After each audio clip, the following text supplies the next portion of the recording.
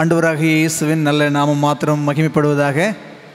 இந்த நாளிலும் கூட நாம் படிக்க வேண்டிய வேதாகம பாடம் என்ன தலைப்பு அப்படின்னு சொன்னால், கிறிஸ்துவில் வளருதல், க்ரோயிங் இன் கிரைஸ்ட்.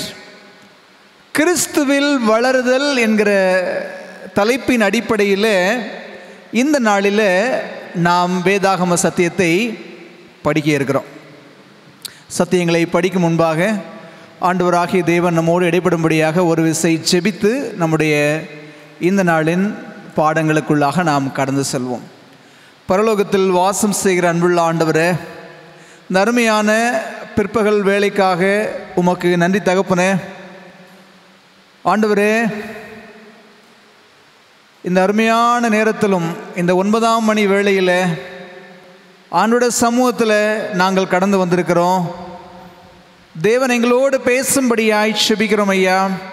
இந்த நாளின் வேதாகம பாடத்தை படிக்கும்படியாக கடந்து வந்திருக்கிறதான ஒவ்வொரு அன்பான சகோதரனையும் சகோதரியையும் சிறு பிள்ளைகளையும் பெரியவர்களையும் கர்த்தர் பொறுப்பேற்று வழிநடத்தும்படியாய் செபிக்கிறோம் ஐயா. இந்த நாளில் நாங்கள் மிக முக்கியமான ஒரு சத்தியத்தை படிக்க இருக்கிறோம். கர்த்தர் எங்களோடு பேசவும், நாங்கள் எங்களுடைய வாழ்க்கையில் அவைகளை அப்பியாசிக்கவும் பரலோகத்தின் ஆண்டவர் எங்களுக்கு உதவி செய்யும்படியாய் இயேசுவின் வழியாக செபிக்கிறோம் நல்ல பிதாவே, ஆமென். கிறிஸ்துவில் வளருதல். இந்த நாளிலும் கூட நாம் வேத வசனங்களின் அடிப்படையில் யாராவது ஒருவர் எனக்கு வேத வாக்கியங்களை வாசிப்பதற்கு மைக்கில் உதவி பண்ணிங்கன்னா கொஞ்சம் நல்லா இருக்கும் அப்படின்னு சொல்லி நான் கர்த்தருக்குள்ளாக விசுவாசிக்கிறேன். அருமையான சகோதரர்கள் யாராவது அதற்கு எனக்கு உதவும்படி நான் உங்களை அன்போடு கேட்டுக்கொள்கிறேன். யோபுவின் புத்தகம் 8வது அதிகாரம், யோபுவின் புத்தகம் 8வது அதிகாரம் 11வது வசனத்தை நான் வாசிக்கிறேன். யோபு 8:11, சேர் இல்லாமல் நாணல் ஓங்கி வளருமோ, தண்ணீர் இல்லாமல் கோரைப்புல் முளைக்குமோ. யோபு பக்தன் 2 கேள்விகளை கேட்கிறார். என்ன கேட்கிறார் பாருங்க. சேர் இல்லாம நாணல் ஓங்கி வளருமா, தண்ணி இல்லாம கோர புல்லு முளைக்குமா? சொல்லுங்க, முளைக்குமா? சேர் இல்லாம நாணல் வளர முடியுமா? வளர முடியாது. தண்ணி இல்லாம கோர புல்லு முளைக்க முடியுமா? முடியாது. நாணல் வளர்றதுக்கு சேரு எப்படி அவசியமோ, நாம வளர்றதுக்கு சோறு ரொம்ப அவசியம். அப்படிதானே? நாணல் வளர சேரு அவசியம், நாம வளர சோறு அவசியம். சோறு இல்லாம வளரவும் முடியாது, வாழவும் முடியாது. கோரை புல் முளைக்க மட்டுமா தண்ணி வேணும்? மாந்தர் கூட்டம் பிழைக்கவும் தண்ணீர் வேணுமே. அப்படிதானே? நாணலுக்கு சேரு, நமக்கு சோறு. கோர புல்லுக்கு மட்டும் தண்ணி இல்லை, நமக்கும் தண்ணி இருந்தாதான் வாழ முடியும். அப்போ என்ன புரிஞ்சுக்கிறோம்? இந்த சரீரத்தோட வளர்ச்சிக்கு, சரீர வளர்ச்சிக்கு எது அஸ்திபாரம்? சோறும் தண்ணியும் தான் அஸ்திபாரம். சோறும் தண்ணீரும் தான் சரீர வளர்ச்சிக்கு அஸ்திபாரம். அப்போ ஆவிக்குரிய வளர்ச்சிக்கு எதுங்க அஸ்திபாரம்? அதுக்கும் சோறும் தண்ணியும் தான் அஸ்திபாரம். என்ன சொல்றீங்க? குழப்புறீங்களே அப்படின்னு நினைக்கிறீங்களா? சரீர வளர்ச்சிக்கு ஒரு சோறும் தண்ணியும் தேவை. அதே போல ஆவிக்குரிய வளர்ச்சிக்கு சோறு தான் ஜீவ அப்பம், தண்ணி தான் ஜீவ தண்ணீர். ஆவிக்குரிய வளர்ச்சிக்கான அஸ்திபாரம் ஜீவ அப்பமாகிய இயேசு, ஜீவ தண்ணீராகிய இயேசுதான் நம்முடைய எல்லா விதமான ஆவிக்குரிய வளர்ச்சிக்கும் என்னவா இருக்கிறாரு? அஸ்திபாரமாக இருக்கிறார். இப்ப சொல்லுங்க, சரீர வளர்ச்சிக்கு மாத்திரம் இல்லை, ஆவிக்குரிய வளர்ச்சிக்கு எதுதான் அஸ்திபாரம்? சோறும் நீரும் தான் அஸ்திபாரம். கொலேசியர் 2வது அதிகாரம் 6வது வசனத்தை யாராவது வாசிங்க. கொலேசியர் 2வது அதிகாரம் 6வது வசனம். ஆகையால் நீங்கள் கர்த்தராகிய கிறிஸ்து இயேசுவை ஏற்றுக்கொண்டபடியே அவருக்குள் வேறு கொண்டவர்களாகவும் அவர் மேல் கட்டப்பட்டவர்களாகவும் அவருக்குள் நடந்து கொண்டு. ஆகையால் நீங்கள் கர்த்தராகிய இயேசுவை ஏற்றுக்கொண்டபடியே அவருக்குள் வேர் கொண்டவர்களாகவும் அவர் மேல் கட்டப்பட்டவர்களாகவும் அவருக்குள் நடந்து. அதுதாங்க கிறிஸ்துவுக்குள் வளருது. கிறிஸ்துவுக்குள் வளர வேண்டுமானால் அஸ்திவாரம் யார் மீது இருக்க வேண்டும்? கிறிஸ்துவின் மீது இருக்க வேண்டும். அவர் மீது நாம் வேரூன்றி இருக்க வேண்டும். அவர் மீது நாம் கட்டப்பட்டிருக்க வேண்டும். அவர் மீது வேரூன்றி அவர் மீது கட்டப்பட்டிருந்தால் மாத்திரமே நாம் அவருக்குள் என்ன செய்ய முடியும்? வளர முடியும். இப்போ நாம அவருக்குள்ள வளர்றதுக்கு ஆண்டவர் என்ன நம்பிக்கை கொடுக்கிறார்? கிறிஸ்துவுக்குள்ள நீங்களும் நானும் வளருவதற்கு ஆண்டவராகிய கிறிஸ்து கொடுக்கக்கூடிய நம்பிக்கையின் செய்தி என்ன? எப்படிங்க வளர முடியும்?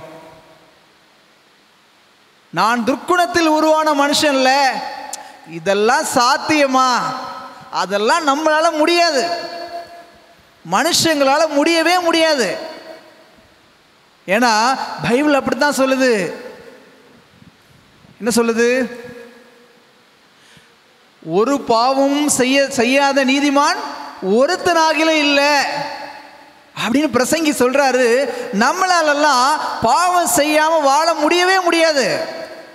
நம்மளெல்லாம் கிறிஸ்துவுக்குள்ள வளரவே முடியாது. அப்படிங்கிற நம்பிக்கையான பேச்சுகளுக்கு மத்தியில் ஆண்டவராகிய தேவன் நமக்கு தரக்கூடிய நம்பிக்கை என்ன? நீங்களும் நானும் வளர்றதுக்கு அவர் என்ன நம்பிக்கையை கொடுத்திருக்காரு அப்படின்னு சொன்னா, நம்மை போலவே அவர் இந்த பூ உலகத்தில் மனிதனாக பிறந்தார், நம்மை போலவே வளர்ந்தார், எல்லா விதமான பாவங்களையும் ஜெயித்தார், இறுதியாக தம்முடைய மரணத்தினால தீய சக்திகளை ஜெயித்தார். ஊழிய காலத்தில் எல்லா விதமான அசுத்த ஆவிகளையும் அடக்கிய இயேசு சிலுவையில் அவைகளின் வல்லமையை முறியடித்து அவைகளுக்கான இறுதி அழிவையும் உறுதிப்படுத்தினார். அது மாத்திரமல்ல, சந்தோஷத்தோடும் சமாதானத்தோடும் நாம் வாழ்வதற்கான தேவ அன்பின் நிச்சயத்தை கொடுத்திருக்கிறார். நம்முடைய ஆவிக்குரிய வளர்ச்சிக்கு, கிறிஸ்துவுக்குள்ள வளர்றதுக்கு தடையா இருக்கிறதே யாரு தான்? சத்துருவாகிய சாத்தான். அவன் கொடுக்கக்கூடிய சோதனைகள், இவைகள் எல்லாம் நம் கிறிஸ்துவுக்குள்ளாக வளருவதற்கு தடையா இருக்குது. ஆனால் ஆண்டவராகிய தேவன் சொல்லுகிறார், நான் அவைகளை எல்லாம் ஏற்கனவே ஜெயித்திருக்கிறேன். உங்களுக்கு ஒரு நல்ல முன்மாதிரியை வைத்துவிட்டு சென்றிருப்பதால் நான் ஜெயித்தது போல நீங்களும் இவைகளை ஜெயித்து வளர முடியும், உங்களாலும் முடியும் என்கிற ஒரு நம்பிக்கையை கொடுக்கிறார். அது மாத்திரமல்ல, பரிசுத்த ஆவியானவரும் கூட நமக்குள்ளாக வாசம் செய்து நமக்கு எதை கொடுக்கிறாரு? எதை கொடுக்கிறார்? ஆவியானவர் வல்லமையை கொடுக்கிறார், பலனை கொடுக்கிறார், நாம் அவருக்குள்ளாக வளரும்படியாக. எனவே இயேசு ஆண்டவர் அர்ப்பணிப்போடு அவர் ஜெயித்த அந்த அனுபவத்தை நமக்கும் கொடுக்க ஆசைப்படுறாரு. அதனால நாம கண்டதை நினைச்சு சுமைகளை சுமந்து கஷ்டப்பட வேண்டிய அவசியம் இல்லை. இனிமேலும் தீய வல்லமைகளுக்கும் அந்தகார சக்திகளுக்கும் அறியாமையிலும் வாழணுங்கிற அவசியம் இல்லை. நம்மால் அவைகளை ஜெயித்து கிறிஸ்துவுக்குள்ளாக வாழ முடியும், கிறிஸ்துவுக்குள்ளாக வளர முடியும் என்கிற நம்பிக்கையை யாருடைய மரணம் கொடுத்திருக்குது? கிறிஸ்துவின் மரணம் நமக்குள்ளாக கொடுத்திருக்குது. சொன்னார்ல ஏசாமி, யோவான் 16:33 படிக்கிறோம்ல, என்னிடத்தில் உங்களுக்கு சமாதானம் உண்டாயிருக்கும் பொருட்டு இவைகளை உங்களுக்கு சொன்னேன். உலகத்தில் உங்களுக்கு உபத்திரவம் உண்டு, ஆனாலும் திடன் கொள்ளுங்கள், நான் ஜெயித்தேன். 1 யோவான் 5:4-5 படிங்க பார்ப்போம். 1 யோவான், அதே யோவான் தான் சொல்றார் ரெண்டு காரியங்களையும். ஏசாமி உபத்திரவத்தை ஜெயித்தாருன்னு சொன்ன அதே யோவான் நமக்கான ஆலோசனை என்ன சொல்றார் பாருங்க. 1 யோவான் 5:4-5. தேவனால் பிறப்பதெல்லாம் உலகத்தை ஜெயிக்கும், நம்முடைய விசுவாசமே உலகத்தை ஜெயிக்கிற ஜெயம். இயேசுவானவர் தேவனுடைய குமாரன் என்று விசுவாசிக்கிறவனே என்று உலகத்தை ஜெயிக்கிறவன் யார்? சரி, இந்த வசனத்தில் பாருங்க, ஜெயிச்சு வளர்றதுக்கு என்ன யாரெல்லாம் ஜெயிக்க முடியும், யாரெல்லாம் வளர முடியுங்கிறதுக்கு அருமையாக யோவான் ஆலோசனை கொடுக்கிறார். தேவனால் பிறப்பதெல்லாம் உலகத்தை ஜெயிக்கும். ரெண்டாவது, நம்முடைய விசுவாசமே உலகத்தை ஜெயிக்கிற ஜெயம். மூணாவது, இயேசுவானவர் தேவனுடைய குமாரன் என்று விசுவாசிக்கிறவனே அன்றி உலகத்தை ஜெயிக்கிறவன் யார்? அவரை போல ஜெயிச்சு அவருக்குள்ள வளரணுமா, தேவனால் பிறந்திருக்கணும், விசுவாசிக்கணும். நாம் வளருவதற்கு வேதாகமம் தரக்கூடிய ஊக்கமூட்டும் வார்த்தை, இயேசு ஜெயித்தார், அவரை விசுவாசிக்கிற அனைவரும் ஜெயிப்பாங்க, அவரால் பிறந்த எவரும் ஜெயிப்பாங்க. ஜெய கிறிஸ்து அவர் நாம் ஜெயிப்பதற்கு பலனை தரக்கூடிய ஜெயபலமான கிறிஸ்துவாகவும் அவர் என்ன செய்கிறாரு, இருக்கிறார். அன்பான ஆணுடைய பிள்ளைகளே, இந்த சரீர வளர்ச்சிக்கான பலன் எங்க இருக்குதுன்னு சொன்னேன். இந்த சரீர வளர்ச்சிக்கான பலன் எங்க இருக்குது? சோறுலையும் நீர்லையும் தான் இருக்குது. அதே சோறிலும் நீரிலும் தான் ஆவிக்குரிய வளர்ச்சிக்கான பலன் இருக்கிறது. எனக்கு சொல்லுங்க, இங்க கொஞ்சம் பிள்ளைங்க இருக்கிறாங்க. சரிவிகித உணவு கேள்விப்பட்டிருக்கீங்களா பிள்ளைங்களா? Balance diet. பேலன்ஸ் டயட்ல என்னெல்லாம் இருக்கணும்? பேலன்ஸ் டயட்ல என்னெல்லாம் இருக்கணும்? கார்போஹைட்ரேட் இருக்கணும், ஃபேட் கொழுப்பு இருக்கணும், கொழுப்பு சத்து, அப்புறம் வேற என்ன இருக்கணும்? விட்டமின்ஸ் இருக்கணும், அதுக்கப்புறம் மினரல்ஸ் இருக்கணும், அப்புறம் புரோட்டீன். நம்முடைய சரீரம் நல்ல முறையில் வளர்றதுக்கு எத்தனை அடிப்படை சத்துக்கள்? எத்தனை அடிப்படை சத்துக்கள்? 5 அடிப்படை சத்துக்கள். எதெல்லாம் சொல்லுங்க? கார்போஹைட்ரேட், புரதம், கொழுப்பு, விட்டமின்கள், தாதுப்புகள். சரீரம் நல்லா வளர்றதற்கு எப்படி 5 அடிப்படை சத்துக்கள் அவசியமோ அதே மாதிரி இது சரீர வளர்ச்சி. அதே மாதிரி கிறிஸ்துவுக்குள்ளாக ஆவிக்குரிய வாழ்க்கையில் வளர்வதற்கும் 5 அடிப்படை ஊட்டச்சத்துக்கள் இருக்கிறது. அதைத்தான் இன்னைக்கு நம்ம படிக்க போறோம். எத்தனை அடிப்படை ஊட்டச்சத்து? 5 அடிப்படை ஊட்டச்சத்து. சரிங்களா? என்ன 5 அடிப்படை சொன்னோம்? Carbohydrate, protein, fat, vitamins, minerals, நிறைய இருக்குது. இதுதான் பிரதானமான அடிப்படையான 5 ஊட்டச்சத்துகள். சரீரத்தை வளர்க்க உதவக்கூடியது. ஆவிக்குரிய வாழ்க்கையில் 5 அடிப்படை ஊட்டச்சத்து. ஆண்டவருக்குள்ள நாம வளரணும்னு சொன்னா அது என்ன 5 அடிப்படை ஊட்டச்சத்து அப்படிங்கிறத சரீர ஊட்டச்சத்து மூலமாவே பார்க்க போறோம். முதலாவது சரீர ஊட்டச்சத்து என்னன்னு சொன்ன? கார்போஹைட்ரேட். சரி, கார்போஹைட்ரேட் எதுலெல்லாம் இருக்குது? கார்போஹைட்ரேட்னு சொன்னா மறுபடியும் சோறு தான். சோறுல தான் எல்லாம் பார்த்தீங்கன்னா நம்ம தமிழக மக்கள் பெரும்பாலும் இதை தான் அதிகமாக சாப்பிட்றோம். சோறு சோறு சோறு. நம்ம மக்கள் சில பேர்த்துக்கெல்லாம் பார்த்தீங்கன்னா 3 நேரமும் சோறு கொடுத்தா ரொம்ப சந்தோஷமாக சாப்பிடுவாங்க. சோறு இல்லாமல் ஒரு ராப்பொழுது கூட கழிஞ்சது கிடையாது. ஒரு நாளாவது சோறு சாப்பிடாம வாழ்ந்த மனுஷங்களே கிடையாது. அவ்வளவு அதிகமாக நம்ம எதை தான் எடுக்கிறோம்? சோறை தான் எடுக்கிறோம். சொல்கிறாங்க, நம்முடைய உணவில் 45 முதல் 65 விழுக்காடு கார்போஹைட்ரேட் தான் எடுக்கிறோமா. இப்போ என்ன புரிஞ்சுக்கிறோம்? நல்லா கவனிக்கணும். சோறு அடிக்கடி சாப்பிட்றோம், சோறு நிறைய சாப்பிட்றோம். அப்போ இது சரீரத்திற்காக. அப்போ ஆவிக்குரிய ஒரு கார்போஹைட்ரேட் எதை நாம் அதிகமாக எடுக்கணும், எதை அடிக்கடி சாப்பிடணும் அப்படின்னு பைபிள் சொல்லுதுன்னு பார்க்கணும். நான் சொல்கிறது புரியுதா? சோறை அதிகமாக சாப்பிட்றோம், அடிக்கடி சாப்பிட்ற மாதிரி ஆவிக்குரிய வளர்ச்சிக்கு எது அடிக்கடி எடுத்துக்கணும், எதை அதிகமாக எடுத்துக்கணும் அப்படின்னு பைபிள் சொல்லுது அப்படின்னு பார்த்தீங்கன்னா 1 தெசலோனிக்கேயர் 5வது அதிகாரம் 17வது வசனத்தை படிங்க. இடைவிடாமல் ஜெபம் பண்ணுங்கள். இடைவிடாமல் ஜெபம் பண்ணுங்க. எப்படி சாப்பிட்டுக்கிட்டே இருக்கிறோம்னு நினைக்கிறோமோ, கார்போஹைட்ரேட் வேணும் வேணும்னு சாப்பிட்றோமோ சோறு, அதே மாதிரி ஆவிக்குரிய வாழ்க்கையில் வளரணும் அப்படின்னு சொன்னால் என்ன செய்யணும்? என்ன செய்யணும்? இடைவிடாமல் அதிகமாக தொடர்ந்து என்ன பண்ணிகிட்டே இருக்கணும்? ஜெபம் செய்து கொண்டே இருக்கணும். எனக்கு அன்பான அவனுடைய பிள்ளைகளே, கார்போஹைட்ரேட்டில் தான் எனர்ஜி இருக்குது. ஓடலாம், தவலாம், குதிக்கலாம், என்ன செய்யனாலும் என்ன வேணும்? எனர்ஜி வேணும், பவர், வல்லமை வேணும். ஆவிக்குரிய வாழ்க்கையில் ஒரு மனிதனுக்கு வல்லமை வேண்டும் என்று சொன்னால் அவன் இடைவிடாமல் ஜெபிக்கிறவனாக காணப்படணும். கரெக்டா நான் சொல்றது? எஸ். அப்போஸ்தலர் 10வது அதிகாரத்தில் கொர்நேலியு அப்படிங்கிற ஒரு மனிதனை குறித்து படிக்கிறோம். அப்போஸ்தலர் 10வது அதிகாரம் 2வது வசனத்தை வாசிங்க. அவன் தேவ பக்தி உள்ளவனும் தன் வீட்டார் அனைவரோடும் தேவனுக்கு பயந்தவனுமாயிருந்து ஜனங்களுக்கு மிகுந்த தர்மங்களை செய்து எப்பொழுதும் தேவனை நோக்கி ஜெபம் பண்ணி கொண்டிருந்தான். அவன் யார்? அந்தவன் கொர்நேலியு. இந்த கொர்நேலியு என்ன பண்ணா? நல்லா கவனிக்கணும். என்ன பண்றான் பாருங்க. தேவ பக்தி உள்ளவனும் தன் வீட்டார் அனைவரோடும் தேவனுக்கு பயந்தவனுமாயிருந்து ஜனங்களுக்கு மிகுந்த தருமங்களை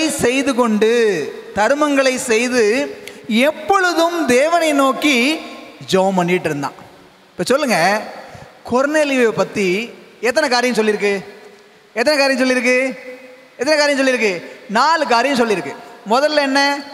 தேவ பக்தி உள்ள மனுஷன். 2வது, தன் வீட்டார் அனைவரோடும் தேவனுக்கு பயந்து நடந்தான். 3வது, அநேக தர்மங்களை செய்து கொண்டு வந்தான். நல்லா யோசிச்சு பாருங்களேன். ஒரு மனுஷன் அவன் பக்தியா இருக்கிறதே இன்னைக்கு பெரிய சாதனை. ஒட்டுமொத்த குடும்பத்தையும் பக்தியா இருக்க வைக்கிறது. அவன் அப்படிதான் இருந்தாராம். தன் வீட்டார் அனைவரோடும் தேவனுக்கு பயந்து மிகுந்த தர்மங்களை செய்து கொண்டு வந்தான். எப்படி இந்த கொர்நேலியு கிறிஸ்தவ வாழ்க்கையில நல்ல ஒரு வளர்ந்த மனுஷன்? சொல்லுங்க பாப்போம். தேவ பக்தியா இருக்கிறது கிறிஸ்துவுக்குள்ள வளர்ந்த அனுபவமா இல்லையா? ஒட்டுமொத்த குடும்பத்தையே கடவுளுக்கு பயந்த ஒரு குடும்பமா நடத்துறது கிறிஸ்துவுக்குள்ள வளர்ந்த அனுபவமா இல்லையா? எல்லாருக்கும் தான தர்மம் செய்யற ஒரு அனுபவம் கிறிஸ்துவுக்குள்ள வளர்ந்த அனுபவமா இல்லையா? அவன் இந்த 3 அனுபவத்திலையும் வளர்றதுக்கு காரணம் என்ன தெரியுமா? அந்த வசனத்தோட கடைசி பகுதி என்ன சொல்லுது பாருங்க. என்ன பண்ணா? எப்பொழுதும் ஜெபம் பண்ணி கொண்டிருந்தான். எனக்கு அன்பான ஆண்டோட பிள்ளைகளை, கிறிஸ்துவுக்குள்ள நீங்க வளரணும் அப்படின்னு ஆசைப்பட்டீங்கன்னா இடைவிடாமல் ஜெபம் பண்ணிக்கிட்டு இருங்க. கொர்நேலியுவை போல இடைவிடாமல் ஜெபிக்கிற மனிதன் தான் வல்லமையை பெற்று கிறிஸ்துவுக்குள்ளாக என்ன செய்ய முடியும்? வளர முடியும். எல்லாரும் எத்தனை நேரம் சாப்பிட்றோம்? 3 நேரம் சாப்பிட்றத மாதிரி 3 நேரம் ஜெபம் பண்ணணுமா? சோறு 3 நேரம் சாப்பிட்றோமா இல்லையா? 3 நேரம் சோறு சாப்பிடுவதை போல 3 நேரம் ஜெபம் பண்ணணும். அப்படின்னா தான் ஆவிக்குரிய வாழ்க்கையில் என்ன செய்ய முடியும்? வளர முடியும். தானியேல் 3 வேளை ஜெபித்தார். தாவீது அந்தி சந்தி மத்தியான வேளைகளிலும் முறையிடுவேன். சங்கீதம் 55:17 படிக்கிறோம். 3 வேளை ஜெபித்ததுனால இவங்க 2 பேருடைய ஆவிக்குரிய வாழ்க்கை எப்படி இருந்துச்சுன்னு கொஞ்சம் யோசிச்சு பாருங்க. வளர்ச்சி அடைந்திருந்ததா இல்ல வீழ்ச்சி அடைந்திருந்ததா? ஆட்டு இடையனாய் இருந்த தாவீதை பார்த்து இயேசு கிறிஸ்துவோட அப்பா அப்படின்னு சொல்ற அளவுக்கு அவருடைய ஆவிக்குரிய வாழ்க்கை வளர்ந்துருந்துச்சு. அப்படிதானே? தாவீதின் குமாரனாகிய இயேசு. தானியேல் அதே மாதிரிதான். ஆட்டிடையனாய் இருந்த இந்த தாவீது இயேசுவின் முற்பிதா என்று சொல்லக்கூடிய அளவுக்கு அவருடைய ஆவிக்குரிய வாழ்க்கை வளர்ந்திருந்தது. தானியேலை குறித்து படிக்கிறோம். அடிமையாய் வந்த ஒரு மனிதன் அரசனுக்கு அடுத்த ஸ்தானத்தில் அமரும்படி உட்கார்ந்தான். அகில உலகமே தானியேலின் தேவனுக்கு முன்பாக என்ன செய்யணும்? நடுங்கி பயப்பட வேண்டும் அப்படிங்கிற ஒரு அரச கட்டளை வெளிப்படும் அளவிற்கு தானியேலோட ஆவிக்குரிய வாழ்க்கை வளர்ந்துருந்துச்சு. பார்த்தீங்களா? தானியேல் என்கிற ஒரு மனிதனுடைய ஆவிக்குரிய வாழ்க்கை வளர்ந்தது நிமித்தமாக ஒட்டு மொத்த உலகமே தானியேலின் தேவனுக்கு முன்பாக நடுங்கி பயப்படணும் அப்படின்னு ராஜா கட்டளை போட்டார். காரணம் என்ன? 3 வேளை புசித்ததை போல 3 வேளை என்ன செஞ்சாங்க? செபித்தார்கள். இப்போ சொல்லுங்க, ஆவிக்குரிய வாழ்க்கைக்கான கார்போஹைட்ரேட் எது? எது? ஜெபம். இடைவிடாத ஜெபம். அதுதான் ஆவிக்குரிய வாழ்க்கை வளர்ச்சிக்கு அடைய, கிறிஸ்துவில் வளர அத்தியாவசியமான கார்போஹைட்ரேட். ரெண்டாவது என்ன சத்து படித்தோம்? கார்போஹைட்ரேட் தமிழில் மாவு சத்துன்னு சொல்லுவாங்க.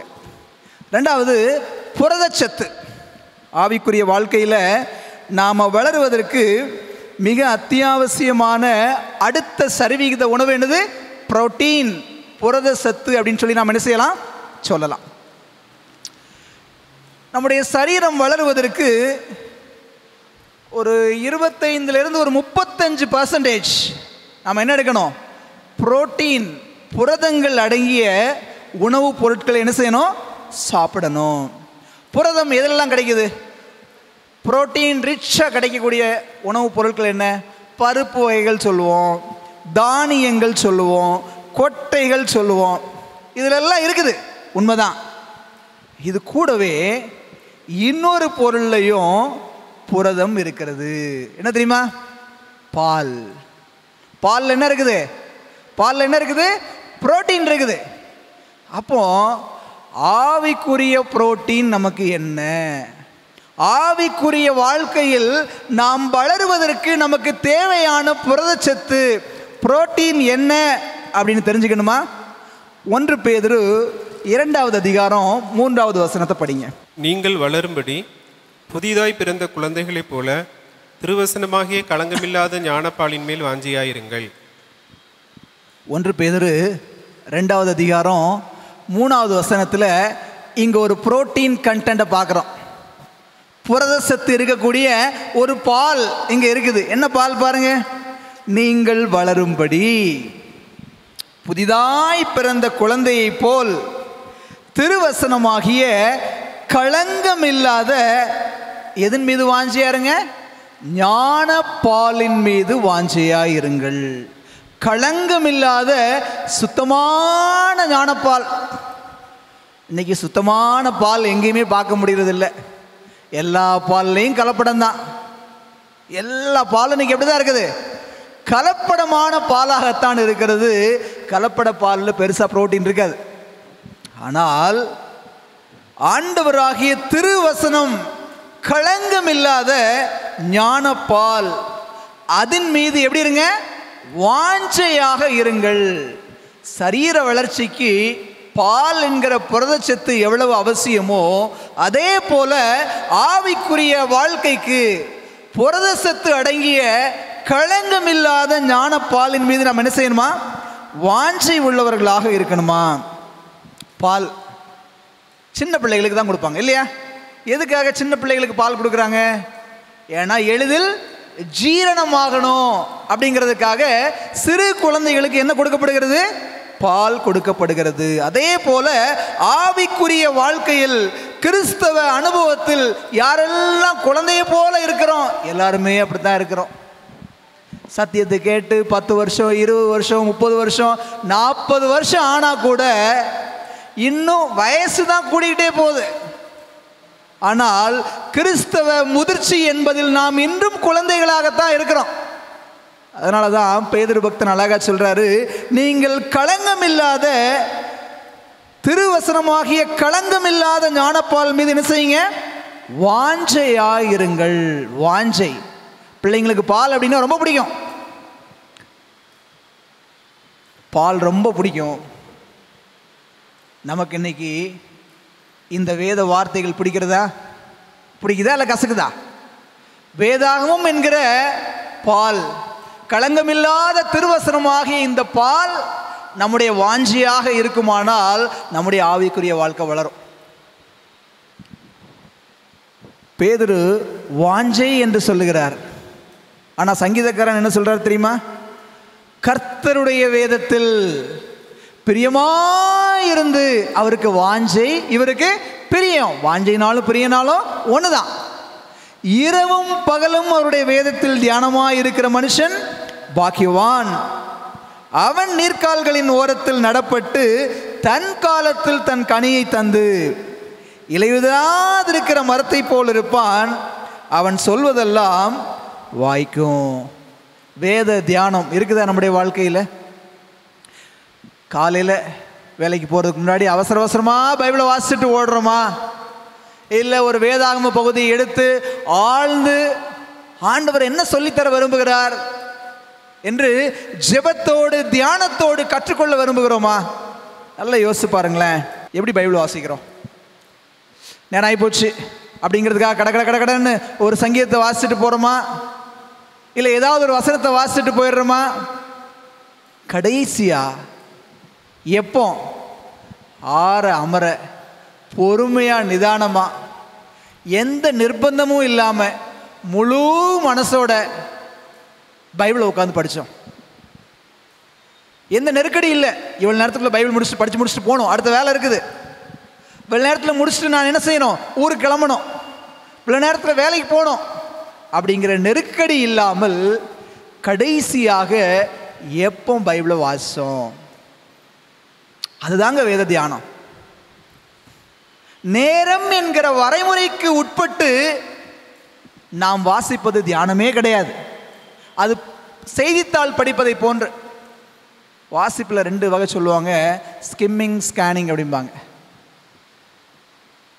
ஸ்கிம்மிங்னா அப்படி நுனிப்புல் மேயிற மாதிரி அப்படி அப்படி அப்படி படிச்சுட்டு போகிறது. ஸ்கேனிங்னா ஊடுருவி படிப்பது. ஊடுருவி படிக்கிறோமா? எதை நாம் இன்னைக்கு ஊடுருவி படிக்கிறோம்? நம்முடைய வேத ஆராய்ச்சி நம்முடைய கிறிஸ்தவ வாழ்க்கைக்கான ஒரு பெரிய பலன், ஆண்டவருக்குள்ளாக வளருவதற்கு. இந்த படிக்கும்போது எனக்கு ஒரு சம்பவம் ஞாபகத்துக்கு வந்தது. ஒரு பெரிய பண்ணையார் ஒருத்தர் இருந்தாராம். இந்த பண்ணையாருக்கு ஏகப்பட்ட சொத்து, வீடு, வாசல், தோட்டம், துறவு எல்லாம் இருந்துச்சான்.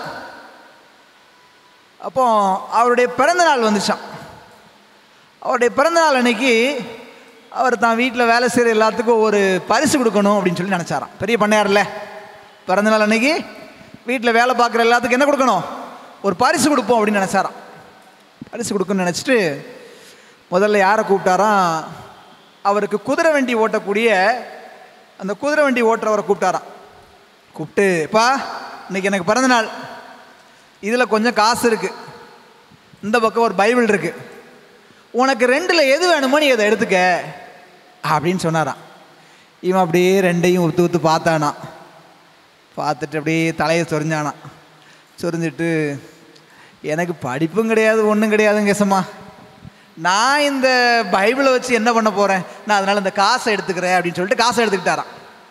அப்படியே அப்பா சரி நீ போ அப்படின்னு சொல்லி அனுப்பி விட்டாராம். அடுத்து கொஞ்சம் நேரம் கழித்து தோட்டக்காரனை கூப்பிட்டாரான். தோட்டக்காரனை கூப்பிட்டு அவன்கிட்டையும் அதே மாதிரி, எப்பா எனக்கு பிறந்த நாள் 2 பரிசு வச்சுருக்கிறேன், ஒரு பக்கம் பைபிள் இருக்குது, இன்னொரு பக்கம் கொஞ்சம் காசு இருக்குது, உனக்கு என்ன வேணும் அப்படின்னு சொன்னாராம். தோட்டக்காரன் அப்படியே யோசிச்சுட்டு சொன்னான்னா, இந்த தோட்டத்தில் வேலையை பார்க்குறதுக்கே எனக்கு நேரம் சரியாக இருக்குது, நான் எங்கே போய் பைபிளை படிக்கிறது? இந்த காசை கொடுத்தீங்கன்னா ஏதோ என் பிள்ளைகளுக்கு ஏதாவது நல்லது கொள்ளது நான் என்ன செய்வேன், வாங்கி கொடுத்துக்குவேன், எனக்கு இந்த பைபிள்லாம் வேண்டாம், நான் அந்த காசை மட்டும் எடுத்துக்கிறேன் அப்படின்னு காசை எடுத்துகிட்டு போயிட்டாராம். அடுத்து சமையல் கட்டில் வேலை செய்யக்கூடிய வேலைக்கார பெண்மணியை கூப்பிட்டாராம். கூப்பிட்டு அதே கதையை சொன்னாராம். அந்த அம்மா சொன்னாங்களா, ஐயா என் புடவை எல்லாம் பழசாக போய் கிழிஞ்சிருச்சு, நான் இந்த காசை வச்சு 2 புடவை வாங்கிக்கிறேன், எனக்கு இந்த பைபிள்லாம் வேண்டாம் அப்படின்னு சொல்லிட்டு அந்த அம்மாவும் காசை எடுத்துகிட்டு போயிட்டாங்களாம். எல்லாத்தையும் கொடுத்து முடிச்சாச்சு. அன்னைக்கு காலையில் அந்த வீட்டுக்கு பேப்பர் போடுறதுக்கு ஒரு பையன் வந்தானான். அந்த பேப்பர் போடுறதுக்கு வந்த பையனை பார்த்து, தம்பிங்க வா அப்படின்னு கூப்பிட்டாரான். கூப்பிட்டுட்டு, நீ டெய்லி எங்கள் வீட்டுக்கு பேப்பர் போட்டு போகிற, இன்றைக்கி எனக்கு பிறந்த நாள், அதனால் உனக்கு ஒரு பரிசு தரலான்னு நான் இருக்கிறேன். இந்த பாருப்பா, இங்கே ஒரு வேதாகமம் இருக்கிறது, நல்ல அருமையான வேதாகமம், ஆண்டோட வார்த்தையெல்லாம் இதில் இருக்குதுப்பா, இதுதான் ஒரு விசேஷமான ஒரு பரிசு. இந்த பக்கம் கொஞ்சம் பணம் இருக்குது. உனக்கு இது ரெண்டில் எந்த பரிசு வேணும் அப்படின்னு சொல்லி கேட்டாராம். அந்த தம்பி அப்படியே ஒரு நிமிஷம் யோசித்து பார்த்தானா. யோசித்து பார்த்துட்டு, ஐயா நான் அந்த பைபிள் எடுத்துக்கிறேன் அப்படின்னு பைபிள் எடுத்தானா. அவருக்கு ஒரே ஆச்சரியம், ரொம்ப சந்தோஷம். அவ்வளோ வயசான மனுஷங்க கூட பணத்தின் மேலே இவ்வளோ ஆசைப்பட்டு எடுத்துகிட்டு போயிட்டாங்க. இந்த பிஞ்சு மனசு உள்ள இந்த பையனுக்கு வேதாகமத்தின் மீது இவ்வளோ ஆசையா அப்படின்னு சொல்லிட்டு, எதுக்குப்பா அப்படின்னு சொல்லி கேட்டாராம். ஐயா எங்கள் அம்மா சொல்லி கொடுத்துருக்காங்க, இந்த உலகத்தில் உள்ள எல்லா மதிப்புள்ள சொத்துக்களை காட்டிலும் இந்த வேதாகமம் தான் விலை மதிக்கக்கூடியது அப்படின்னு எங்கள் அம்மா சொல்லி கொடுத்துருக்காங்க. அதனால் எனக்கு இதை கொடுங்க ஐயா அப்படின்னு அந்த பையன் வாங்கினானா. அந்த முதலாளி கண்களில் கண்ணீரோடு ஆனந்த மகிழ்ச்சியில் ஆனந்த கண்ணீரோடு அந்த பைபிள் எடுத்து அவன்கிட்ட கொடுத்தாராம். அந்த பையன் ரொம்ப அருமையாக அந்த பைபிளை வாங்கி திறந்து பார்க்குறானா, ஒவ்வொரு பக்கத்துக்கு ஒவ்வொரு பணம் இருந்துச்சான். அந்த வேதாகமத்தில் உள்ள ஒவ்வொரு பக்கத்துக்கு என்ன வச்சுருந்தாராம்? பணத்தை உள்ளே வச்சுருந்தாராம். அன்பான அவனுடைய பிள்ளைகளை தாவீது ராஜா சொல்கிறார் பாருங்க, அநேகமாயிரம் பொன் வெள்ளியை பார்க்கிலும் நீர் விளம்பின வேதமே எனக்கு நலம், அதுதான் எனக்கு நல்லது. பைபிள் சொல்லுது, மரியாள் தன்னை விட்டு எடுபடாத நல்ல பங்கை தெரிந்து கொண்டாள். உலக சம்பத்தை நம்ம தெரிந்து கொள்கிறோமா, வேதம் என்கிற பெரிய பொக்கிஷத்தை தெரிந்து கொள்கிறோமா? அன்பான அவனுடைய பிள்ளைகளை, ஆவிக்குரிய வாழ்க்கையில் வளருவதற்கு அத்தியாவசியமான புரதச்சத்து களங்கமில்லாத திருவசனமாகிய ஞானப்பால். 2 அடிப்படை சத்துக்களை படிச்சிட்டோம். 3வது அடுத்த ஒரு காரியத்திற்குள்ளாக நாம் என்ன செய்வோம்? கடந்து போவோம். 3வது என்ன அப்படின்னு சொன்னால், விட்டமின்ஸ். சரீர வளர்ச்சிக்கு 3வது ஒரு சத்தாக கருதப்படுவது விட்டமின்ஸ். ஆவிக்குரிய வாழ்க்கையில் நமக்கு அத்தியாவசியமான விட்டமின் என்ன அப்படின்னு தெரிஞ்சுக்கணுமா?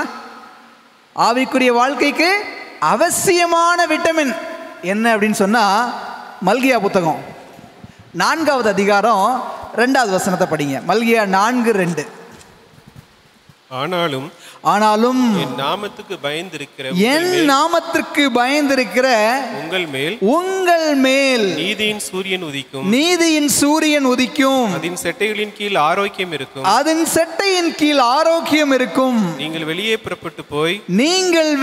புறப்பட்டு போய் கொழுத்த கண்டுகளைப் போல வளருவீர்கள். அந்த பகுதியை திரும்ப படிங்க. கொழுத்த கண்டுகளைப் போல வளருவீர்கள். என்ன செய்வீங்க? கொழுத்த கன்றுகளைப் போல வளருவீர்கள். கிறிஸ்துவுக்குள் வளர வேண்டும் என்றால் எப்படி வளரணுமா? கொழுத்த கன்றை போல வளரணும் அப்படின்னு சொன்னால், நீங்களே சொல்லுங்களேன், என்ன விட்டமின்? நீங்கள் ஒரு விஷயம் கவனிச்சு பார்த்தீங்களா? இங்கே ஒரு விட்டமினை பற்றி பைபிள் சொல்லுது. என்ன விட்டமின்? இந்த வசனத்தை நீங்கள் நல்லா படித்து கவனிச்சா உங்களுக்கு தெரிஞ்சிருக்கும். என் நாமத்திற்கு பயந்திருக்கிற உங்கள் மேல் நீதியின் சூரியன் உதிக்கும். சூரியன்லேருந்து நமக்கு என்ன கிடைக்குது சொல்லுங்க? விட்டமின் டி கிடைக்குதுங்க. சூரியன்லேருந்து என்ன கிடைக்குது?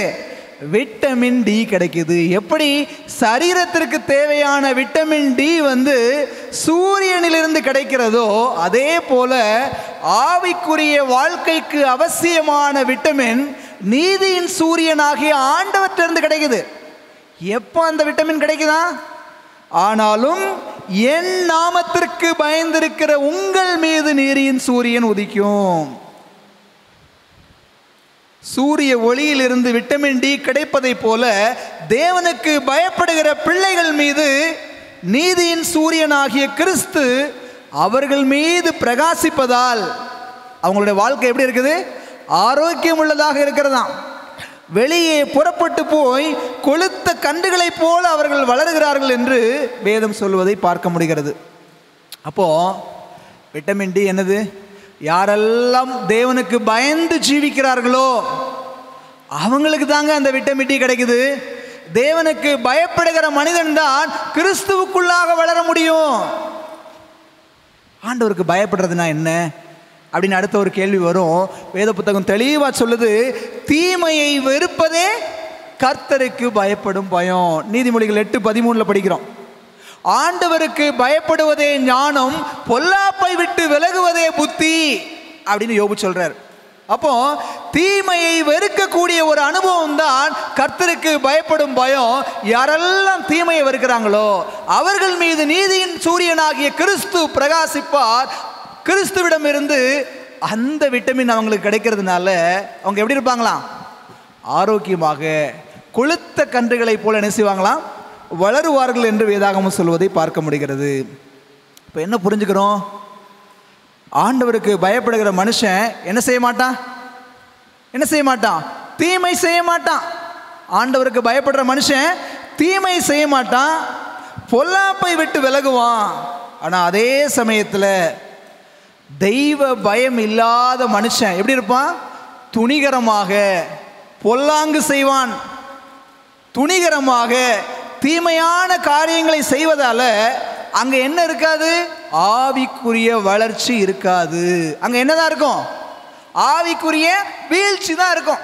நான் சொல்றது புரியுதா? யார் ஒருத்தர் தேவனுக்கு பயந்து தீமையை விட்டு விலகுறாங்களோ அவர்கள் மீது நீதியின் சூரியனாகிய கிறிஸ்து பிரகாசிப்பதால அவங்க ஆவிக்குரிய வாழ்க்கையில மேல் வளர்ந்துட்டு போவாங்க.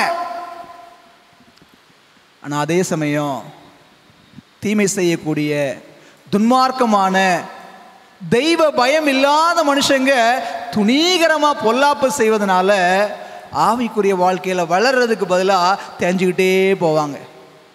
உயர்வதற்கு பதிலாக கீழே விழுந்து கொண்டே என்ன செய்வாங்க? போவாங்க. அழகா இதைத்தான் ஆபிரகாம் சொல்றார் பாருங்க.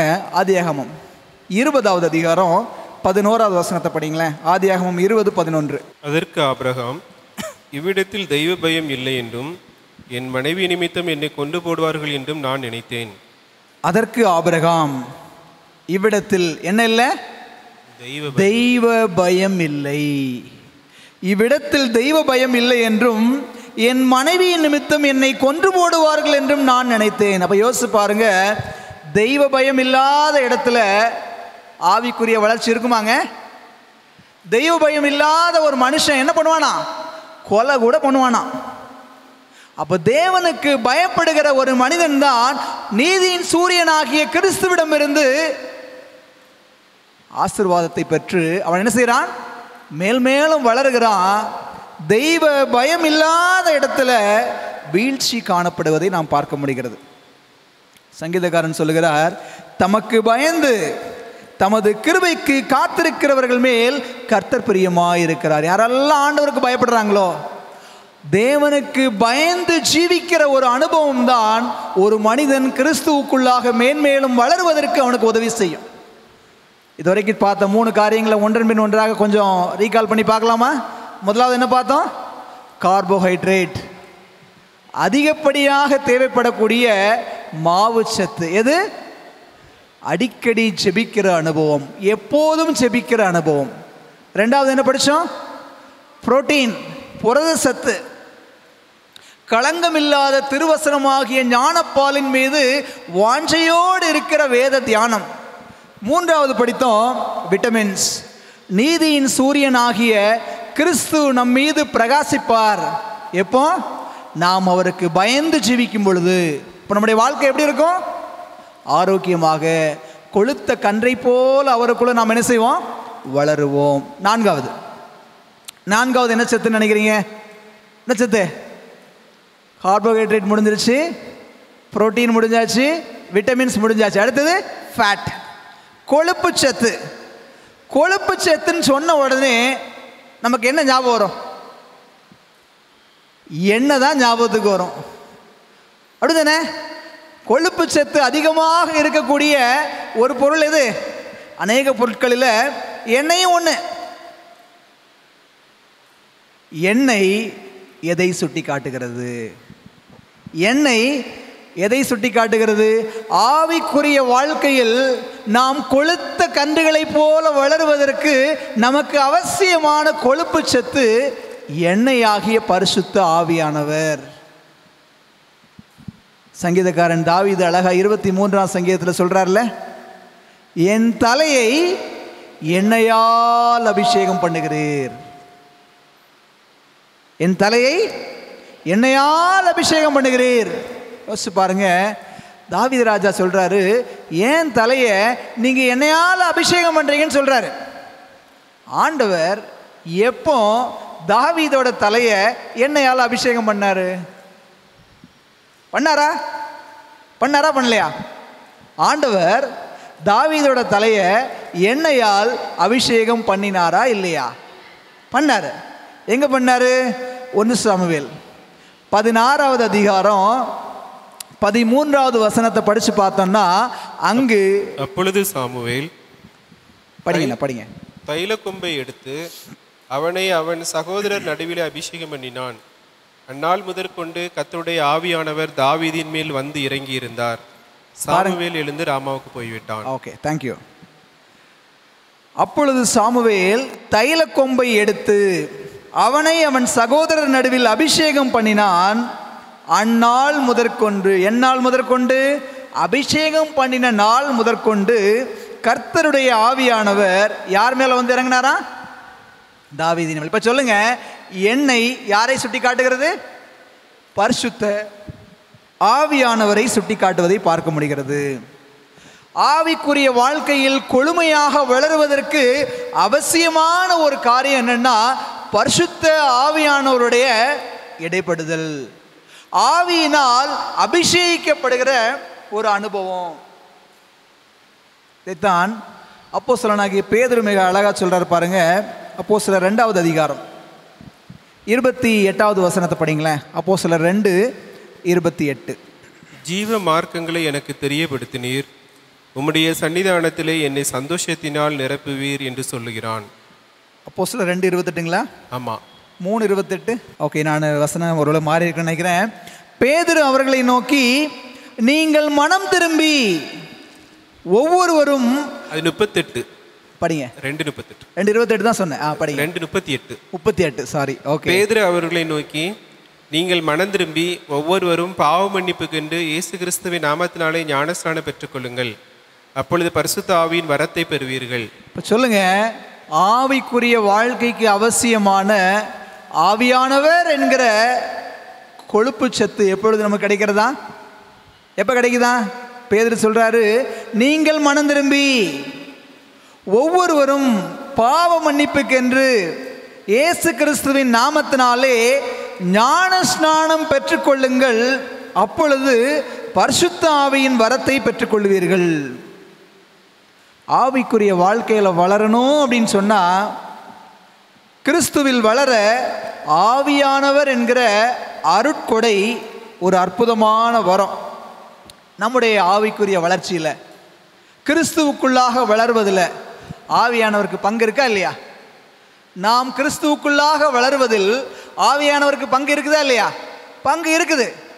ஆவியானவர் என்னென்ன வழிகளில் நாம் கிறிஸ்துவுக்குள்ள வளர நமக்கு உதவி செய்கிறார் அப்படின்னு ஒரு 3 காரியங்களை பார்ப்போம்.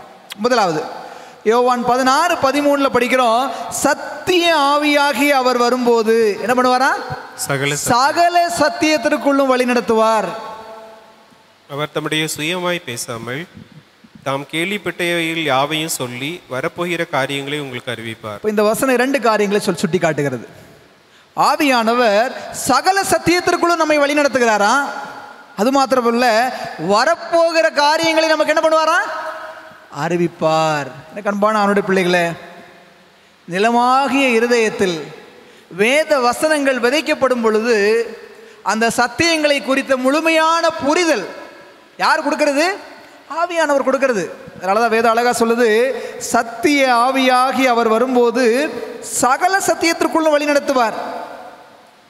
சத்திய விதைகள் நமக்கு விதைக்கப்படும் பொழுது ஆவியானவர் அந்த விதைகளை நல்ல நிலத்தில் விழுந்து ஓங்கி வளர்கிற பயிராக மாற்றி 1 30, 1 60, 1 100 பலன் கொடுக்க வைக்க வேண்டிய வேலை யாரோட வேலைங்க? ஆவியானவரோட வேலை. அப்படிதானே? பின்மாறி முன்மாறி எல்லா காலங்களிலும் ஆவியானவர் ஊற்றப்படும் பொழுதுதான் கிறிஸ்தவ வாழ்க்கை என்ன செய்கிறது? வளர்ச்சி அடைவதை நாம் என்ன செய்ய முடிகிறது? பார்க்க முடிகிறது. அப்போ முதலாவது, ஆவியானவர் சத்தியத்தில் நம்ம என்ன செய்யறாரு? வளர்க்கிறாரு.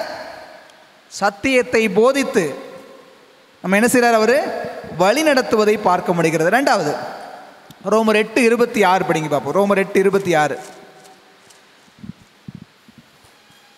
அந்தபடியே ஆவியானவரும் நமது பலவீனங்களில் நமக்கு உதவி செய்கிறார்.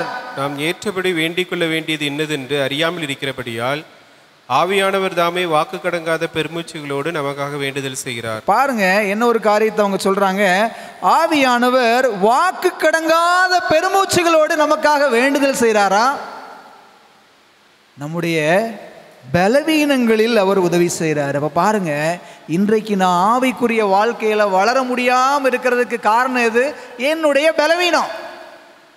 மாம்ச பலவீனமாக இருக்கலாம், சுயங்கர பலவீனமாக இருக்கலாம், சரீர பலவீனமாக இருக்கலாம். எல்லா பலவீனங்கள் தான் கிறிஸ்தவ வாழ்க்கையில் நான் வளராமல், ஒருவேளை அப்படியே இருக்கலாம், இல்லை என்னுடைய வாழ்க்கை தேய்ந்து கொண்டே போகலாம்.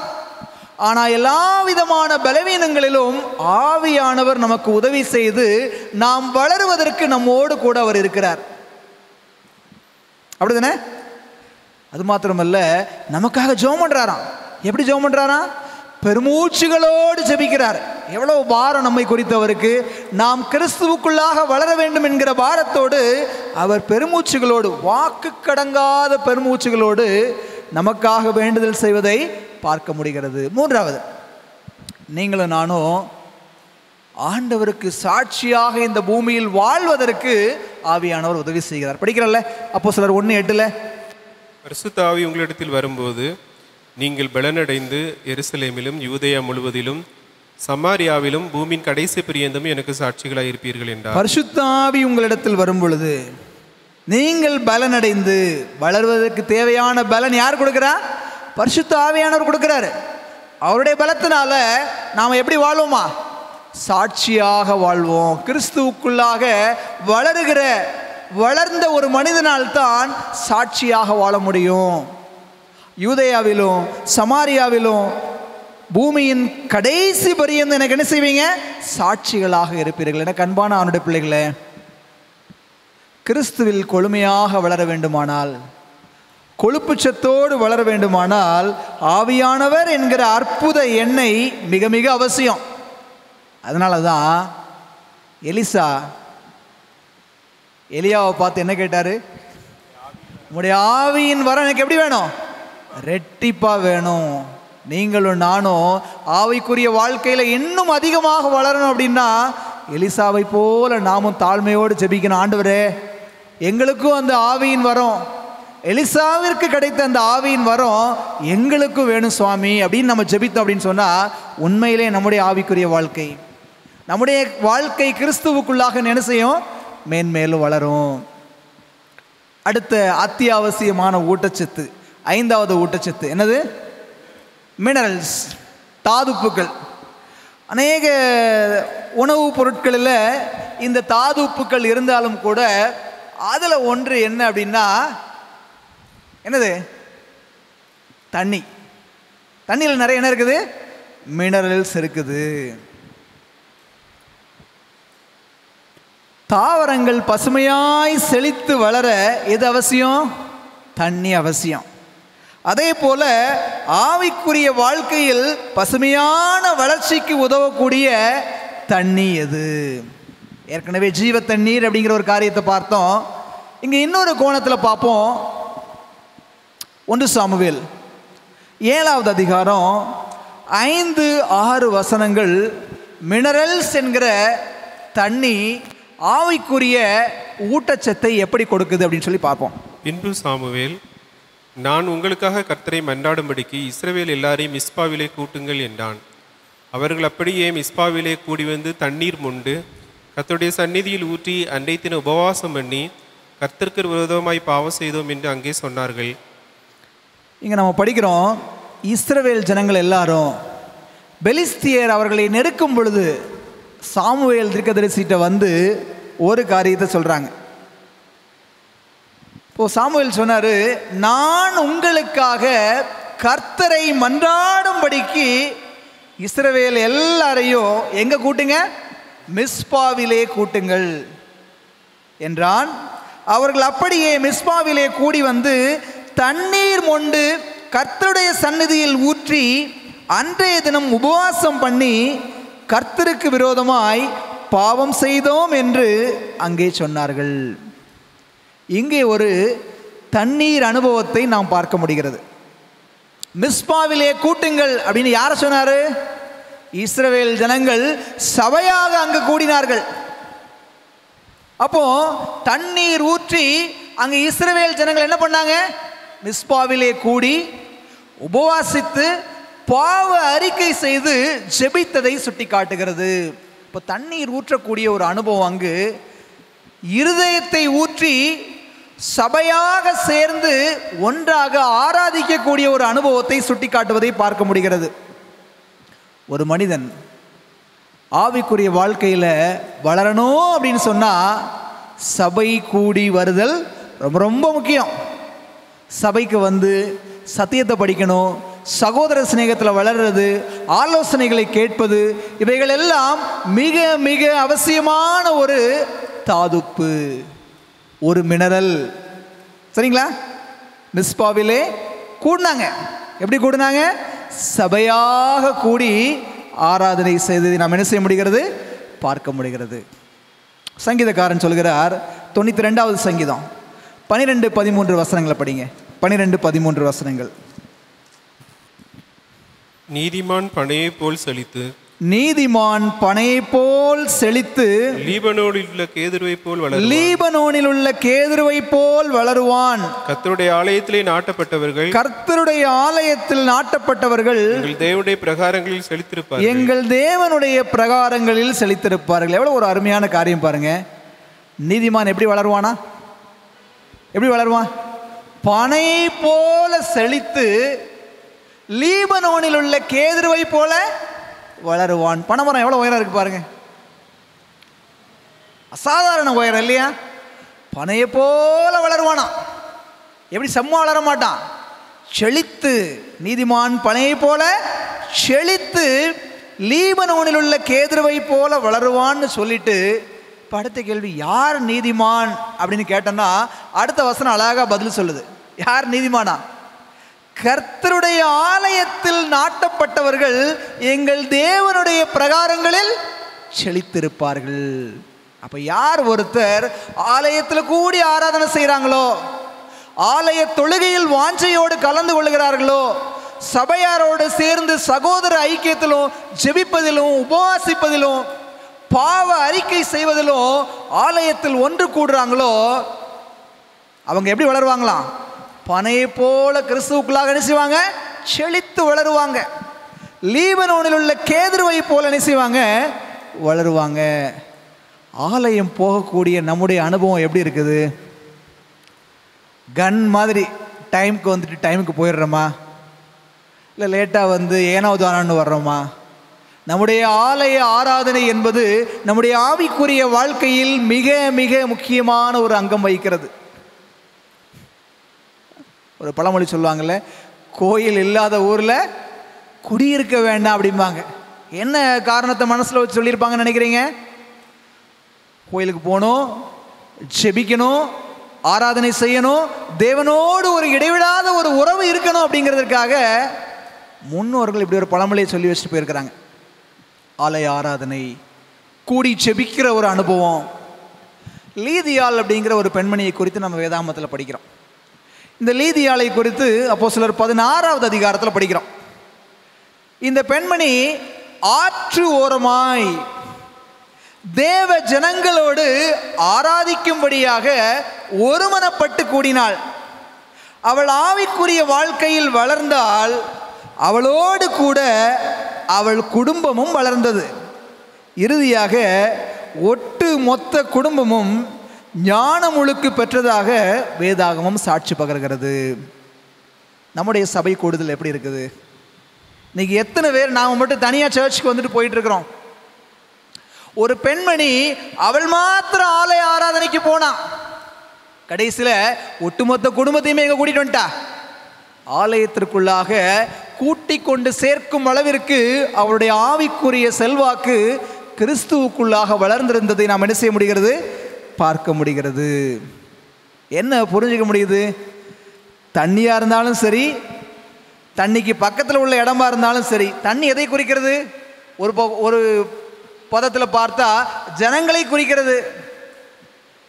இன்னும் இந்த இடத்துல நம்ம பார்க்கும்போது தண்ணீர் அருகாமை இடம் எல்லாமே ஜனங்கள் ஒன்றாக கூடி ஆராதிக்கக்கூடிய நிகழ்ச்சியை சுட்டி காட்டுவதை நாம் என்ன செய்ய முடிகிறது, பார்க்க முடிகிறது.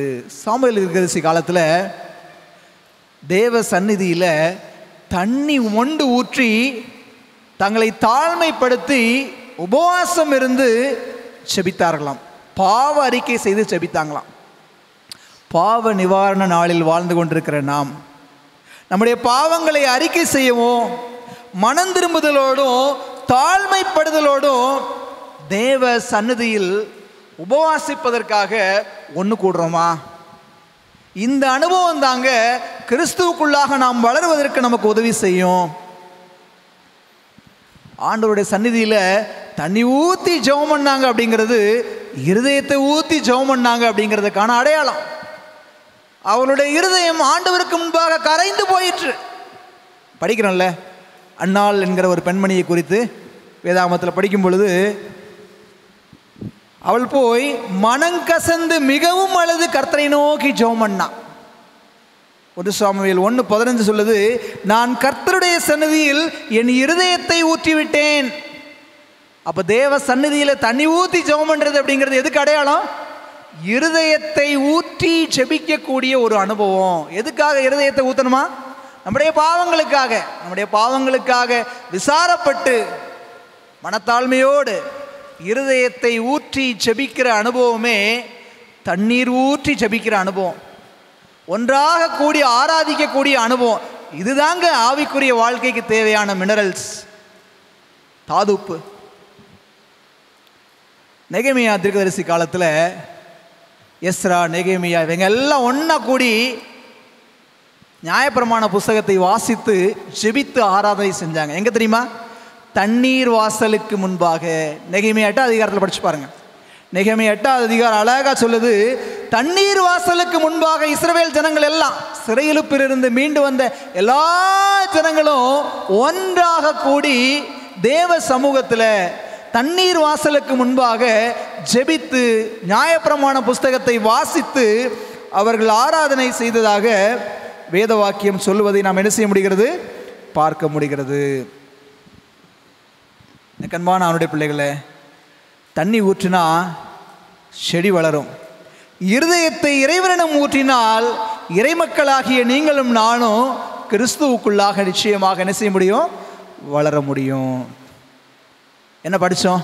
ஒரு மீள் பார்வை பார்த்து விட்டு நம்முடைய செய்தி என்ன செய்யலாம், முடிக்கலாம். என்ன சொன்ன ஆரம்பத்தில் ஞாபகம் இருக்குதா உங்களுக்கு? சேர் இல்லாமல் நாணல் வளருமா? தண்ணீர் இல்லாமல் கோரைப்புல் முளைக்குமா? நாணல் வளர சேரும், நாம் வளர சோறும் அவசியம். கோரைப்புல் முளைப்பதற்கு மாத்திரம் தண்ணீர் அவசியம் இல்லை, கோடிக்கணக்கான மாந்தர் வாழ்வதற்கும் தண்ணீர் அவசியம்தான். சரீர வளர்ச்சிக்கு சோறும் நீரும் எவ்வளவு அவசியமோ ஆவிக்குரிய வாழ்க்கைக்கும் சோறும் நீரும் அவசியம். ஆவிக்குரிய சோறும் நீரும் ஜீவ அப்பம், ஜீவ தண்ணீராகி யாரை சுட்டி காட்டுது? இயேசுவை சுட்டி காட்டுகிறது. இயேசு நம்முடைய அஸ்திபாரமாக, நம்முடைய வேராக இருக்கும் பொழுது நாம் அவருக்குள்ளாக நாம் என்ன செய்ய முடியும்? கட்டப்பட்டு வளருவதற்கு 5 அத்தியாவசியமான சரிவிகித உணவில் உள்ள ஊட்டச்சத்துக்களை படித்தோம். கார்போஹைட்ரேட் அப்படின்னா என்ன அர்த்தம்? அதிகமாக எடுத்துக்கொள்ளக்கூடிய ஒரு உணவு. அடிக்கடி எடுத்துக்கொள்ளக்கூடிய ஒரு உணவு மாவுச்சத்துள்ள சோறு. அதே போல் அடிக்கடி எப்பொழுதும் ஜெபிக்கிற ஒரு அனுபவமே ஆவிக்குரிய வாழ்க்கையில் நமக்கு வளருவதற்கு உதவும் அப்படின்னு சொல்லி பார்த்தோம். 2வது, புரதச்சத்து. பாலில் புரதச்சத்து இருப்பது சிறு குழந்தைகளை எப்படி ஈர்க்கிறதோ அதே போல ஆவிக்குரிய வாழ்க்கையில் இன்னும் சிறு குழந்தைகளாகவே இருக்கிற நாம் களங்கமில்லாத ஞானப்பாலாகிய இந்த திருவசனத்தின் மீது ஈர்ப்பு உடையவர்களாக இருப்போமானால் நம்முடைய ஆவிக்குரிய வாழ்க்கை என்ன செய்யும்? வளரும் என்று சொல்லி நாம் என்ன செஞ்சோம்? படித்தோம். 3வதாக விட்டமின்ஸ். சூரிய ஒளியில் விட்டமின் டி இருப்பதை போல கர்த்தருக்கு பயந்து தீமையை விட்டு விலகுகிற ஒவ்வொருவர் மீதும் நீதியின் சூரியனாகிய கிறிஸ்து பிரகாசிப்பார். அப்படி பிரகாசிக்கும் பொழுது அவர்கள் ஆரோக்கியமும் கொழுத்த கன்றுகளைப் போல என்ன செய்வாங்க? வளருவார்கள் என்று படித்தோம். 4வது கொழுப்பு சத்தை குறித்து படித்தோம். எண்ணெயாகிய பரிசுத்த ஆவியானவர் கிறிஸ்துவிற்குள்ளாக நாம் வளர்வதற்கு நமக்கு பல வழிகளில் உதவி செய்கிறார். சகல சத்தியத்திற்குள்ளும் வழி நடத்துகிறார். வாக்கு கடங்காத பெருமூச்சுகளோடு நமக்காக செபிக்கிறார். நம்முடைய பலவீனங்களில் நமக்கு உதவி செய்கிறார். நாம் சத்தியத்திற்கு சாட்சியாக உலகம் முழுவதும் வாழ்வதற்கு தேவையான பலனை கொடுக்கிறார். ஆகவே ஆவியின் வரத்தை நாம் விரும்பி நாட வேண்டும். அதுதான் கிறிஸ்துவிற்குள்ளாக நாம் வாழவும் வளரவும் உதவி செய்யும் அப்படிங்கிற ஒரு காரியத்தை பார்த்தோம். கடைசியாக தாதுப்பு, தண்ணீர் அனுபவம் எவ்வாறு கிறிஸ்தவ வாழ்க்கையில் நாம் வளருவதற்கு உதவி செய்கிறது. தேவ சமூகத்தில் தண்ணீர் ஊற்றி ஆராதனை செய்து உபவாசித்து தாழ்மைப்பட்டு கிறிஸ்துவுக்குள்ளாக வளரக்கூடிய ஒரு அனுபவம் இவையெல்லாம் இருக்குமானால் நிச்சயமாக நம்மால் கிறிஸ்துவுக்குள்ளாக என்ன செய்ய முடியும்? வளர முடியும். அதைத்தான் அழகா அப்போஸ்தலனாகிய பேதுரு சொல்கிறார். 2 பேதுரு 3வது அதிகாரம் 18வது வசனத்தை படிக்கிறேன். நம்முடைய கர்த்தரும் இரட்சகருமாகிய இயேசு கிறிஸ்துவின் கிருபையிலும் அவரை அறிகிற அறிவிலும் வளருங்கள். அவருக்கு இப்பொழுதும் என்றைக்கும் மகிமை உண்டாவதாக. ஆமேன். கண்களை மூடி ஜெபிப்போமா?